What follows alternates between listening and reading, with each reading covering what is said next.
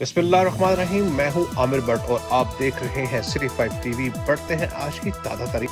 Dipalpur Medina चौक new जरकिया sweet वालों की मिठाई में से कीड़ा निकलने की फुटेज सिटी 5 न्यूज ने हासिल कर ली है। जैसा कि आप इस फुटेज में देख सकते हैं कि गुलाब जामुन से कीड़ा निकला, जो कि आप वाजिया इस फुटेज में देख सकते हैं। मजीद तफसीलात जानेंगे हमारे नुमाइंदे वकास अली भट्टी से।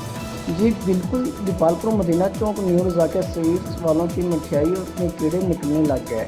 आवाम की ज़िंदगियों के साथ खेलने लगे आला हकाम से गुजारिश है फौरी तौर पर इसको सील किया जाए और इनके खिलाफ कानूनी कार्रवाई की जाए।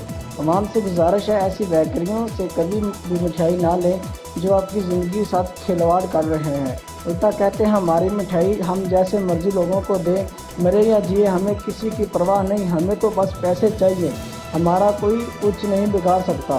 खुद अथॉरिटी वाले भी हमें कुछ नहीं कह सकते। कैमरामैन टीम के साथ वकास अली भट्टी, सिटी 5 न्यूज़, दीपालपुर।